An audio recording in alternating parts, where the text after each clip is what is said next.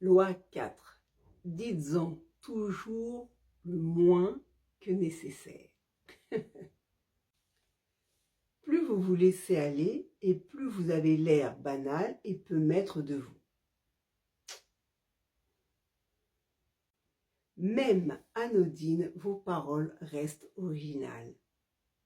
Si elles restent vagues et énigmatiques. Les personnes puissantes, impressionnantes et intimidants parce qu'ils sont peu loquaces. Plus vous en dites et plus vous risquez de dire des bêtises.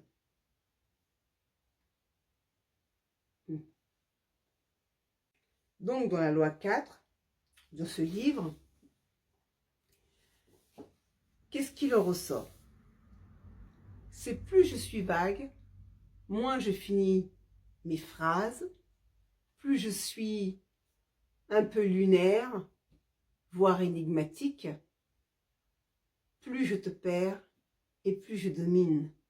Donc, j'attire l'admiration de ces personnes qui sont au-dessus de moi. Mais qu'est-ce que ça joue? Qu'est-ce que ça a à voir dans le monde spirituel? Dans le monde spirituel, les mots ont un sens. Les paroles ont un sens. Quand je parle, l'objectif de la communication, c'est de se faire comprendre. À travers les mots, à travers les phrases, je fais une espèce de formulation comme une incantation. Si moi je suis quelqu'un de bien et que je prends le temps de vous parler avec mon cœur, ce qui sortira de ma bouche, spirituellement, énergétiquement, sera du beau.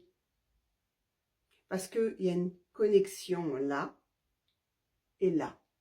D'accord? Donc, on va aller plus loin. Mon plexus solaire, mon cœur, mon esprit, ma bouche. D'accord? Là, vous avez des gens qui vous parlent et qui noient le poisson. Donc là, pas de cœur, il n'y a que là. Je vous ai déjà parlé de l'esprit. L'esprit est quelque chose d'incroyable. Il sait ce qui va se passer. L'esprit et l'ego sont pareils. L'esprit fonctionne avec l'ego. Donc là, vous voyez ce qu'on vient de dire sur la loi 4. En gros, fais parler ton ego. Ton ego, il peut être constructeur comme destructeur. Mais là, en gros, ce qui est dangereux dans notre monde spirituel, c'est qu'il y a des gens qui vont croire en toi. Et là, ce qu'on dit, c'est qu'en gros, si tu parles vague, tu vas attirer des gens puissants. Ces gens puissants ne sont pas aussi intelligents que tu pourrais le croire.